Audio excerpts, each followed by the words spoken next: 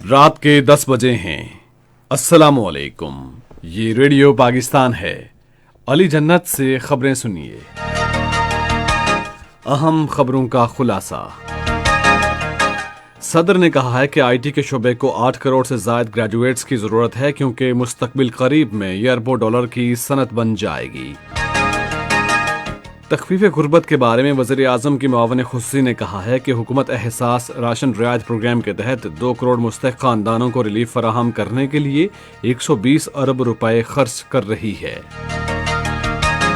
وزیر خارجہ نے یوکرین تنازع کے متعلقہ کثیر الجہتی معاہدوں، عالمی قانون اور اقوام متحدہ کے منشور کے مطابق سفارتی حل پر زور دیا ہے۔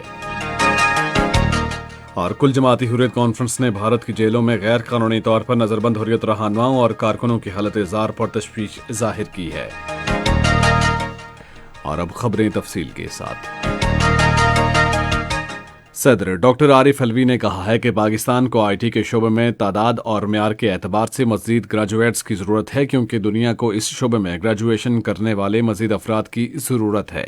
آج کراچی میں ایک تقریب سے خطاب کرتے ہوئے انہوں نے کہا کہ آئی ٹی کا شعبہ مستقبل قریب میں اربوں ڈالر کی صنعت کی شکل اختیار کر لے گا جس کے لیے 80 لاکھ گریجویٹس درکار ہوں گے۔ انہوں نے کہا کہ حکومت نے اداروں کی حوصلہ افزائی کے لیے اس شعبے پر ٹیکسوں میں کمی کی ہے اور آئی ٹی کے شعبے کو ہر ممکن مدد فراہم کرتے رہیں گے۔ وزیر اطلاعات و نشریات چودھری فواد حسین نے کہا ہے کہ حزب اختلاف کی جماعتیں حکومت کے خلاف کسی اقدام میں کامیاب نہیں ہوں گی۔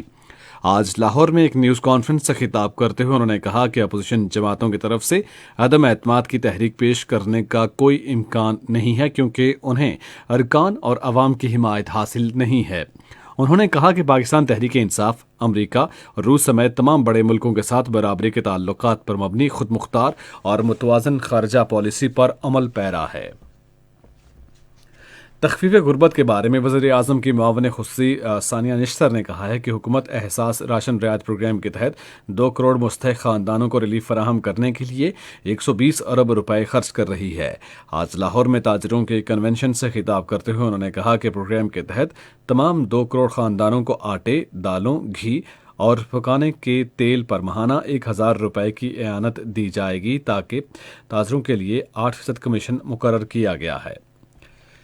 وزیر خارجہ شاہ محمود قریشی نے کہا ہے کہ بعض بیرونی طاقتیں دہشت گرد عناصر کو اسلحہ اور رقوم فراہم کر کے پاکستان کو غیر مستحکم کرنا چاہتی ہیں۔ حیدرآباد کے علاقے ٹنڈو جام میں صحافیوں سے باتیں کرتے ہوئے انہوں نے کہا کہ پاکستان میں بیرونی سرمایہ کاری میں اضافہ ہوا ہے اور ملکی برآمدات بھی بڑھ رہی ہیں۔ وزیر خارجہ نے کہا کہ غیر قانونی طور پر بھارت کے زیر قبضہ جموں کشمیر میں صورتحال خراب ہو رہی ہے اور مسائل پیدا کرنے والی قوتیں پاکستان کی مغربی سرحد پر خلفشار پیدا کرنا چاہتی ہیں۔ انہوں نے کہا کہ پاکستان تحریک انصاف کی حکومت ہاؤسنگ اور سیاحت کے شعبوں کو ترقی دے رہی ہے۔ انہوں نے کہا کہ وزیر اعظم عمران خان نے تیز رفتار صنعت کاری کے لیے بھی پیکیج دیا ہے۔ اقوام متحدہ کے رہنماؤں نے پشاور میں اندھوناک بم دھماکے کی پرزور مذمت کی ہے اور اس میں ملوث عناصر کو فوری طور پر انصاف کے کٹہرے میں لانے کا مطالبہ کیا ہے۔ ایک ٹویٹ میں سیکرٹری جنرل اینتھونی گوتریز نے کہا کہ عبادت گاہوں کو جنت ہونا چاہیے جنہیں نشانہ نہیں بنانا چاہیے۔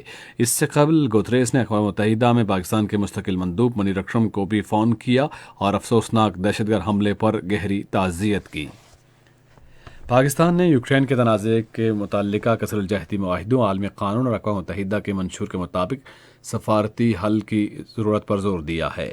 اپنے روسی ہم منصب سرگئی لاوروف سے ٹیلی فونک گفتگو کرتے ہوئے وزیر خارجہ شاہ محمود قریشی نے یوکرین کی صورتحال پر پاکستان کی تشویش کو اجاگر کیا۔ دو طرفہ تعلقات کے علاوہ وزیر خارجہ نے علاقائی صورتحال پر تبادلہ خیال کیا۔ شاہ محمود قریشی نے امید ظاہر کی کہ روس اور یوکرین کے درمیان شروع کیے گئے مذاکرات سفارتی حل تلاش کرنے میں کامیاب رہیں گے۔ وزیر خارجہ نے واضح کیا کہ یوکرین میں پاکستانی شہریوں کی محفوظ واپسی حکومت کی اولین ترجیح ہے اور انہوں نے روس کی حکومت سے اس سلسلے میں معاونت اور تعاون کی درخواست کی ہے۔ پاک فضائیہ اور امریکی فضائیہ کی مشترکہ مشق فالکون ٹیلون ایک پاکستانی ہوائی اڈے پر اختتام پذیر ہوئی۔ پاک فضائیہ کے پریس ریلیز کے مطابق مشق کا مقصد عصر حاضر کی حقیقی صورتحال میں پیچیدہ فضائی کارروائیوں میں مشترکہ مقاصد حاصل کرنا تھا۔